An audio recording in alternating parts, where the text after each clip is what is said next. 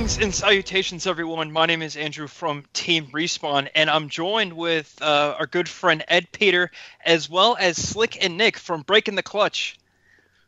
Hi. Hello. Hey. This is the Banished Podcast, where we talk about Halo Wars and Halo and everything we love in general. And this is our first episode, and Slick had a very interesting topic for us to discuss, particularly with the recent news and announcements with Halo Wars 2 at E3. All right, so I'm going to take it away. Everybody exploded. I want to say everybody did. Halo fans, Halo Wars fans, basically people who are gaming fans in general, all got very angry when Awakening the Nightmare DLC was announced. The Flood returned. Everybody was super, super stoked about the cinematics, the blur cinematics coming back, a whole new thing. Like, I told you not to go in there, all kinds of craziness. And then we heard that we had to spend $20 more to get that, when most of us have already purchased the season pass. And everybody rioted. I want to say, at least not everybody, but a very large portion of people got very unnerved by that. And we're going to talk about how we as individuals feel about that. Nick, I know you have some passionate opinions, so let's start with you. Okay, so I think, and let me go ahead and read what the description of the Halo Wars 2 Season Pass is. Let's see if they misled us in any way. So, grow your chest, or your war chest, with Halo Wars 2 Season Pass. This Season Pass delivers regular updates that span more than 6 months, including new leaders with abilities that change, of course, blitz cards to collect packs, and new campaign missions that expand the Halo Wars 2 story. Okay, I've got two opinions on this. The first, based on what I just told you, the description that's on the Microsoft Store, clearly misled. You assume that when you purchase this DLC or the Season Pass, you get all the DLC until the game dwindles down to nothing. So in that regard, again, 343 shows us how terrible they are at marketing. They show how twisted and confusing their messages are at all times. I mean, we're still waiting on an update for MCC to show if it's ever going to get fixed.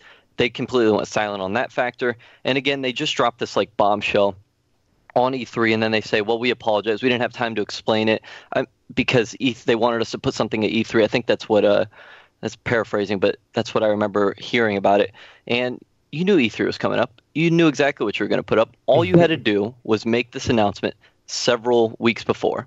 It's almost like they want to make their fans angry. Okay, but aside from that, I am totally fine with paying more money for more content as long as you specify the differences between a season pass and DLC campaign in the future. Is this something that was made with the game? Because I feel like all the leaders and even the Spearbreaker, I think is what it's called, campaign, they were probably all made together. Now, did they, before the game was released, right?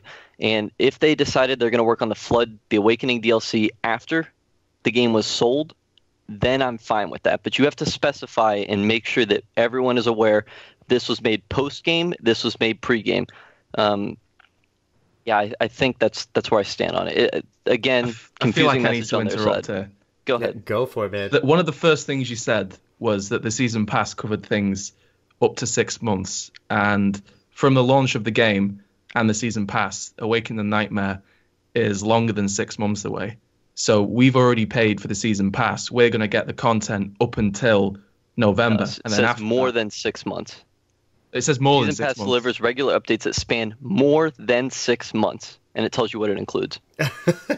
Well, I apologize if I misspoke kind of there. Wonder how long after 6 months, because then you have to start thinking about how much the DLC up to November has been worth. Because how much was the Season Pass? 20 quid, something like that. Yeah. And we've had at least 20 quid's worth of leaders, haven't we? Because individually they're like $5 to buy. So you also need to think of it this way. The amount of time and cost and resources that is to make a whole campaign, a whole new faction, a whole new game mode with new leaders and powers and things. You honestly think you're going to get that part of the Season Pass along with all these other leaders as well as multiplayer maps? I just think it's asinine to think that you're going to expect that for free when it's that large of a piece of content. They also went out and said that think of this as a very similar to Halo 3 ODST, where it's a separate expansion and it has its own campaign and it also has a firefight mode, and it's just a whole separate entity of the game. And I mean, I get why people are upset because, they expected this to be the campaign stuff that was going to be free, but they also did come out and say that there is UNSC campaign missions. They talked about it in the latest community update blog post. It's called Operation Spearbreaker, and it's a couple of UNSC campaign missions where you follow some ODST squads, and that's free part of the season pass. And that makes sense because that's not a hefty piece of content that wouldn't take them a long time for cost and building and QAing and things like this. But, with Awakening the Nightmare, you have, like you said, the blur cinematics, the, the voice actors, creating the storyline, a Banished campaign. I just don't think that's something you should honestly expect to be free just for $20. Because I think that expansion alone is worth $20. I don't think they're overcharging for it at all. It's definitely bigger than all of the DLC we've seen, because up until this point, the DLC that we've seen included in the season pass has all been pretty singular stuff. Like you say, it's just leaders and a couple of campaign missions. I think that's adequate for a season pass. And to have this DLC be the value of the season pass, I think makes sense, because you said it's a whole new game mode, new leaders, stuff like that, and a whole new faction as well. Well, if the season pass was $60 and then they're like Awakening the Nightmares another $20, then I'd be upset. Yeah, but I think $20, and you get Halo Wars Definitive Edition with that season pass. Absolutely. It satisfies the cost, in my opinion, of what you get for the season pass, which is Halo Wars Definitive Edition. How many leaders have we had now? Like 5 or 6? We've already had that value out of the season pass, in my opinion. And I don't think $20 is really worth getting upset about. I mean, if you're still playing the game in November, you've got your money's worth. That's kind of how I see it. My opinion is if you don't like it, don't buy it. Exactly. It's not like you have to have it to carry on playing. And I see people complaining about the leaders and it's changing the meta and you have to pay for all of these upgrades and different units. And I kind of see that, but I feel like the leaders are going to gradually be kind of dripped out for free. Now, I know they give some things out on Mixer, because someone in our Discord was saying that they got a new leader from a Mixer stream. But I think by November, I would predict that the leaders are all going to be free. But that might make people that bought the season pass upset, but who cares? And I want to jump in too. So if we start looking at the logistics, right? So how much are the leaders individually? Let's say I didn't have the season pass and I want to buy Colony. Like, how much is that? It's £5. Isn't it like $5? I think it's $5. Yeah. Okay. So if you think about that, right? Like, say you got, let's see, Cansano was the first one. Cansano, Colony. Then you got, Johnson. Then you got Arbiter, Jerome. We got a leader coming out next month with Spearbreaker. So that's way over $20. And just like you said, More coming out this month. Yeah, exactly. And with also with the Definitive Edition, also, which the game itself, say if you were to buy Halo Wars 1 used, you could probably get it for less than $10 somewhere if you go to like a thrift store or something. So to get it re-upped, say fancier, higher graphics quality, and obviously you can also play, say, with friends and stuff online, current console. That is pretty awesome. I think for $20, that's fairly reasonable. One thing I want to touch base on also is why are they adding in this extra DLC and charging for it? Do you think, despite the fact that say they have to have a whole separate faraway release for it, and it might not be in the verbiage, if you will, of being included in the season pass? I think if we take a look at, say, blur cutscenes individually, the reason why they didn't have that many in Halo Wars 2, the main campaign itself, is because they're damn expensive. Blur cutscenes are, the fanciest cutscenes you can get. You guys saw H2A. That's probably some of the sexiest cinematography I've ever seen, ever. And that's what you can't get that just by, bumping elbows with your buddies and say, hey, yo, can you mind hooking me up with some blur cutscene? Hell no. You got to pay tens of thousands of dollars per second, per minute, whatever, to get these cutscenes. Yeah, definitely. And then also when you're looking at that, not only do you have to put a lot of money in the cutscenes, just like as Andrew said, say, new missions, leader abilities, leader powers, audio dialogue, you think of everything. Every single thing you see in front of you is time is money. That's the same exact concept. And then if we're also taking a look at, say, it's not only just the money itself for the DLC, but say also, let's see, the 2 leaders on top of that being far away, they can say, yeah, verbiage is okay. So push it out even further and we can charge separate for it. I think another really crucial thing is that Halo Wars 2 did not sell to the point where they wanted it to. And I think that's why they're pushing another $20 piece of content. Or at least estimates say that it hasn't done that. They haven't released any official numbers on that. Yeah, they won't. They won't. They know better than to do that. I've got no problem with purchasing good content. And I think all the content up to this point has been completely worth it on the Season Pass side. And I'm sure the content for the Awakening DLC is going to be absolutely worth it. My problem is just the way that they blunder the marketing strategies. All you have to do is say, look, the Season Pass is going to cover exactly 8 leaders, and you're going to get a DLC campaign. Anything, there could be future content past that. Be aware of that before you purchase this Season Pass. And that separate DLC may cost extra money. We're not sure how this game's going to pan out, but that's pretty much the outline that we can give you. If they come out and say that, then there's none of this. And I'm not personally upset with this. I'm going to buy it. I think it's fantastic. I think it looks great, and I'm going to have a ton of fun playing it. But it seems like the majority of people out there are mad because they just didn't understand, and it's hard to blame them. Again, 343 has this issue with communicating with the community, and it would have been this could have all been prevented if you simply just made a simple blog post, or where I'm reading this description right here, you just lay it out for people. You get 8 characters, or it may say it just expires at end of July. That's all you have to say. Just something that just separates what you're getting the DLC Season Pass for and what future DLCs may cost. Mm-hmm. It does make you wonder how prepared everything is, because I was talking to Andrew about this, and I think November to that time in the year is quite far into the game's life cycle to release such a big piece of content. I think if they wanted more people to play it, I think it makes more sense to release it about now sort of time, because it's summer. People might be just picking it up for the first time or whatever. But that makes me wonder what's going on behind the scenes with other stuff, because they've said that Halo, they want it to be an annual series, and then everyone thought Halo 3 Anniversary was coming out. This almost definitely, to me, confirms that it isn't. Mm-hmm. And I was one of the people that really wanted to see it. But it also makes me wonder why they want to support Halo Wars 2. I actually don't have a reason. It's actually, I could tell you exactly why. The reason why they're doing this is exactly what you're thinking, Ed, too. The point you're getting at is that they either are working on this next Halo game so much that it's consuming everything, and they weren't even close to learning from their past experiences, not close to a launch point where they can just throw something out there and even tease it. They're trying to be careful and make sure, because they've learned a million times over that they, if they rush things, they don't do things the way they want to immediately. I bet you Microsoft, for the first time in a long time, is actually giving most of the control to 343. I don't want to say most, more probably. And that's why we're seeing something like this. And since Halo Wars 2 is the most current and most recent official AAA launch title for the Halo franchise, they are going to try to, ring the towel as much as possible to try and keep the Halo series at least slightly alive. At least keeping, so that way they can say, once the game comes out, look, we had all this content coming out for Halo for the past year, even though we didn't have a game. You can see all these DLCs and stuff. Come on, you can't complain. No, you can most certainly complain. Yeah, that might explain the blunder with the Season Pass details, like you were saying before.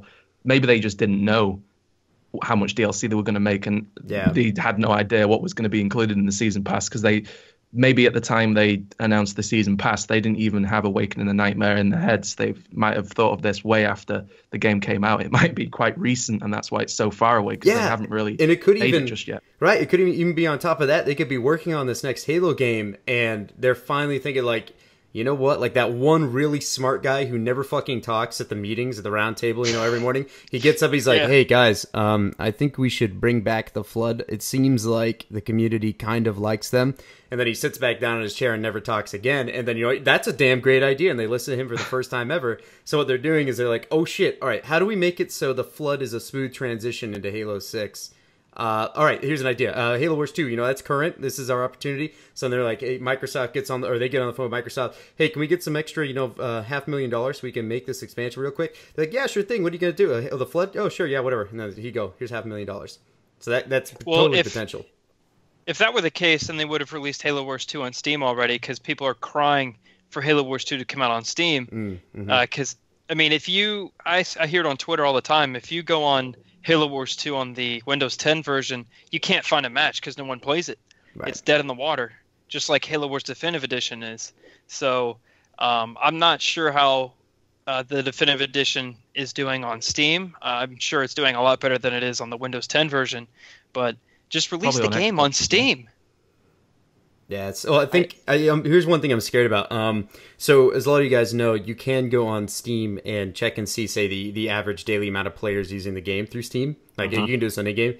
I believe this was on the Reddit, on the Halo Wars Reddit, probably about a month or two ago. Somebody posted, actually it might even be more recent than that, somebody posted a picture of Halo Wars Definitive Edition on Steam, and it had, I think, less than 100 concurrent players daily for the That sounds past. right. Well, that's how it is on the 360, and you had no problem finding a match. I mean, Ed and I were playing Halo Wars 1 after even the release of Halo Wars 2 because we were getting shot on all the time. I think So we we can switched- sum up why the definitive edition failed. Why is Doesn't that? have Well, yeah, I matchmaking. mean that's just No terrible matchmaking. matchmaking. No matchmaking. Yeah, Yeah. it's just I'm gonna bang on about that until he fucking add it. they're not going to add it. They won't. Again, they're done with that. But I don't shut up I'm about not, it, Mike. I I'm wouldn't not buying I wouldn't rule the that out. narrative. Hmm. No, they're not going to. Look, they haven't fixed Well, the MCC listen. yet. They haven't fixed the MCC yet, and I'm not trying to make a joke. 2014 is when that game came out. Yeah, it was it's true. unplayable from November to February. They made a patch in February, and to my recollection, that was the last patch ever made to MCC. It is still extremely buggy. Sometimes you'll get into a game and it'll just kick you guys out to the main menu. Sometimes the screens will stack on top of each other, and you have to quit the build. I mean, look, this is a very common theme with 343. Again, they don't communicate very well, and they just leave it. They fix the point playable and they walk away. It's not a Halo thing to look at. Not look at it from a Halo side. You need to look at it from a Microsoft-owned RTS side. Prime examples of them working on old RTS games are the Age of Empires and Age of Mythology series. They've remastered all three of those games. They just announced they're remastering Age of Empires 1 during E3. Age of Empires 2 got remastered. Age of Mythology got remastered. And they actually have development teams making expansions for these games. Age of Empires 2 has gotten 2 expansions, I believe. And they're full campaigns, new factions, new maps, new units, new everything. And that game's like 18 years old. Age of Mythology just got a new expansion pack, and that game's 15 years old. And they're remastering Age of Empires 1, which that game I think is close to 20 years old now. So if people want it, they'll do it. Because, I mean, Age of Empires has a really small but hardcore fan base following it. And since Halo Wars has that, I wouldn't be surprised if they added matchmaking or new DLC a few years down the road. So let's not shut I up think about they're it moving because forward, dude. I just don't. I can't buy that. I think they're. I mean, just it's moving not. It forward wouldn't with be 343 that would do it. It would be the I forget the name of the developers now. Skybox is one of them, and it was Forgotten Empires is the other one. Those are really small dev teams just making these expansions for old games. I wouldn't be surprised 5-6 years from now you would hear a Halo Wars expansion. Have we heard of a Halo Wars 1 expansion? It's the most popular. Well, that's what I RTS mean. game. Yeah, I just don't see it because no, I'm just not buying that. It just doesn't make sense. I mean, if that were the case, if no one cares about it, then why would they remaster it in the first place? I don't think they should have remastered it. I mean, they don't put think the it would've money sold and the it. time into. I mean, I'm not arguing with you. I'm just giving you a devil's advocate point of view. Yeah, I I hear that. I I'm agree. I just think not convinced with they've 343 wasted money if they don't. and their leverage it. execution. Like I would have preferred a Halo Wars 1 DLC than Halo Wars Definitive Edition. Like a DLC in a similar way of Spearbreaker or Awakening DLC. I know that one's a little bit bigger, or Awakening in the Nightmare. But just put that money somewhere else. I agree with you. They should have done a DLC. And I disagree with the fact that they made a definitive edition that has a broken matchmaking system. It's not even matchmaking. You search for games based on a list, and if no one's looking, then at the right time, if the stars don't align, you're not getting a game. And not to mention the leaderboards, the ranks, the skill matching, the true skill. That's all in the coding of the original game. Months That's all after. there, right? Like it's just so. I'm still talking about definitive edition. You know, like Halo Wars 1 had all these basic tools in the toolbox, and they just decided not to utilize them to either save some money or do something else. And the biggest reason why they did this is, number one, because it was cost effective, right? It was super cheap. I mean, it just seems to me like it's easy for developers to make games that were, originally 720, 1080 previously to go to like, say, 60 frames per second and other couple other things. Say, because that's, if you think about it, like that's what they said happened in the MCC, like say some inside details, if you will. They said that, say, basically they had about 5 months to make all the other Halo games a part of the Master Chief Collection because they were just going to do Halo 2 Anniversary, And then they were able to make all these games 1080p, 60 frames per second. So it sounds to me like it's easy to do for developers to make these games 60 frames per second. So that's what Microsoft was thinking. It's like, okay, what we do is, we don't really have to spend too much money. If you look at Halo Wars 1, it's the highest selling RTS console game of all time for especially for us. Exactly. So all we have to do is, throw this in, hey, this little freebie. You guys, spend an extra $20. Here you go. You get this game that took a little bit of effort. Well, they'll make a lot of money off of you. So that's why they remastered it in the first place. Why they didn't add the multiplayer and things like that? Maybe it's because, they wanted players to stick on Halo Wars 2 and not get addicted to Halo Wars 1, just stay on it. But I mean, if you think about it, man, let's be realistic here. It doesn't matter which game in the bundle is more playable. People will buy the bundle if it comes just like Modern Warfare Remastered. I know for a fact because they threw in MWR with Infinite Warfare, that game sold, at least as good as it did, even though it's one of the worst CODs ever selling wise. I know for a fact because of Modern Warfare Remastered, that's why that game sold to the point that it did. Same kind of concept with Halo Wars 1 Definitive Edition. You pump out you get 2 games for the price of 1. What the hell? A little bit of effort, boom, you get 2 games. Yeah, I just think we wouldn't be arguing about its value if they just made it an actual definitive edition, because I think it's actually wrong to call it the definitive edition because you can't play it. It's plain and simple. It isn't the definitive edition of Halo Wars. The definitive edition is the one that you can matchmake in and actually play. Mm-hmm. So, and that's we wouldn't exactly be the arguing reason about why if they just had it function the same. I despaired. I was despairing when I first loaded it up and I was like, oh, there's no matchmaking. Well, no. I'll just scratch definitive edition off the box. What's the point? No. That's the same thing Nick and I did with when we logged on to Halo Wars 2. After seeing a ranking system, the Halo 5 ranking system in the first round of the beta, it was there. I got Diamond 6. It wasn't there at launch in Halo Wars 2. And that's the number one thing. Nick and I, there are a very large portion of competitive Halo Wars players. It's an RTS game, man. That's what it is. Competition's in the game.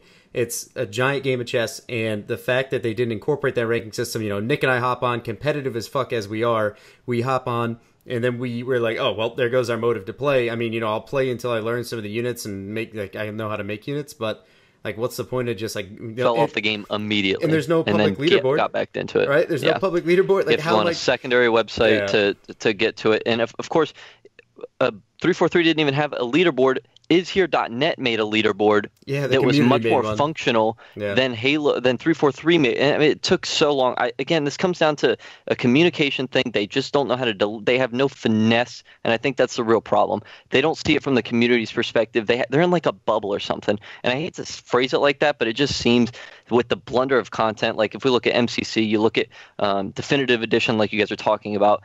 Halo 5 look at launch. Halo 5 Guardians at launch, and also right now.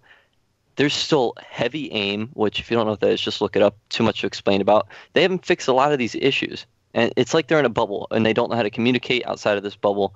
And I think it's hurting the Halo franchise as a whole. And it will continue to hurt them until they actually make change. It's not even hurting is to put it lightly, right? It's these things are so crucial. I mean, if I want to bring us back to the DLC portion of the podcast, the whole point we're here. If we even look at, even though we all spent the extra 20 quid, if you will, Ed, for the season pass, we still haven't gotten these projected leaders and everything we were told on time. Let's just talk about how, I would laugh so hard if the Awakening DLC, right? We got February. that, it didn't drop there on time. Don't forget, Halo Wars 2 itself was pushed back 5 months. Yeah. It was a 2016 launch. Oh. Thanks. Oh, that was it. Just lost Nick there. All right. Thanks, Nick. Rest in peace. I think what he was going to say is that it's a recurring theme that we get everything late. Yeah, exactly. 2016 delays are always a good thing, though. 2016 was there was 0 Halo games in 2016. That once a year thing, gone. They pushed it back straight after they announced it. Nope. And there was technically we got Definitive Edition in 2016. No, that's technically no. I'm not even counting. Technically no, yeah. Bring me back to 2009. It's a more functional version of Halo Wars than Definitive Edition. I'm not buying that. Yeah, the 2009 version is the Definitive Edition. Yeah, much more better. No matter which way you defined cut it. Halo Wars. Yeah, for sure. That's exactly that. For $2. Yeah. That tells you. Does that not tell you? Because it was supposed to be one game a year, right? Halo Wars 2 was supposed to be 2016. That means there was a game that was supposed to drop 2017 by just the logic of it. Yeah. Is that game And pushed back maybe a whole pushed it another back. 8-9 months into fall of 2018, or do we get it in the fall of, or in the early parts of 2018? Yeah, maybe they've pushed it back to the February time from the Christmas. What if Halo 6 beforehand. or its own like ODST style game dropped in February, March? Or is the Awakening DLC the replacer of that because they bundled that I think whole the thing? latter is more likely, personally. All right, to basically wrap everything up, the original question, which was, say, how do we feel about... Do a yes or no. Well, I mean, yeah, do you feel okay with them charging you money for the Awakening, the Nightmare DLC for $20? Yes or no? I say yes, that's okay, after reviewing, say, various reasons why they're doing that. The funding, all of that, all the extra things they have to put into work, the fact that Halo Wars 2 probably didn't sell as well as they projected, so they need more money to kind of make up for their losses if there were any, sorry. No, that's my 2 cents. And also, I have a mantra that is $1 an hour, right? Say, I spent $80 on Halo Wars 2. I've definitely put in over 100 hours. For certain, in Halo Wars 2, I'd say even more than that, so maybe multiple days, maybe over 10 days now. And, I think, say, an extra $20 for that expansion, I'll probably put another 20 hours in for certain. That's my 2 cents. I objectively agree. Oh, Andrew agrees. Ed? I really don't care. I would probably pay £40 for it because, like you say, I've already got my money's worth. I don't actually care. Yeah, Halo Wars 2 is just I've great. got no problem with it. They just need to vocalize and just need to stop blundering up the communication. Yeah, I think that That's all it sums up takes. all of the problems we takes. spoke about. Communication is key. Yeah, for certain. All right, guys, Well, so there we go. I'm good. I'll pay post 50 your bucks for it. thoughts. I'm good. Post Yeah. your thoughts in the You comments just reminded below. me, Andrew. What? We should have a comment question of the episode. Let's kind of mention that. Oh, ho, ho. Yeah. So What's the if comment anyone question wants of the to episode? leave questions for us, we'll do a Q&A segment in the first or the second episode. I don't really know what we've called this episode. I suggested episode 0, but we'll get to that soon, I'm sure. So yeah, leave a question for all of us, and we'll pick a few or one, depending on how good the questions are. Because this is going on 3 channels, so we'll have 3 channels worth of questions, I guess. That's which right. is cool. And- So yeah, just let us know. So not to confuse anyone, but all future episodes will be uploaded to the Banished Podcast channel. Link to that's in the description. Be sure to follow us over there. That's right. That's going to be basically our a focal point for all of the popular Halo Wars channels, if you will, to kind of express our personal opinions. Shade. That's right, baby. Let me stream real quick. Oh, No. in inverted commas. No. Oh. Anyway, guys, the Banished Podcast itself will be basically a hub for all of the popular Halo Wars channels. If you guys want to hop in and leave some comments, questions, of course, talk to us. We're just trying to kind of conglomerate all of our communities together, simply because, I think the Halo Wars community does need expansion, and the best way to do that is to continually share how exciting the game is, the good sides of it, the bad sides, and just constantly talk about it. And that's what we do as channels, and it's just going to be great for all of us to come together and do that publicly. Yeah. Indeed. Privately. Perfect. That's right. Lovely. And we're all It's been an honor. we should all get a It's hotel been a room. pleasure as well. All right. Excellent. By the way, my water bottle just made a weird noise. It wasn't me breaking wind at the end of the podcast. Okay. They heard you. They heard you fart a little bit Yeah. right there. See you next No big week, deal. fellas. About a Peace. month Later. About a week even.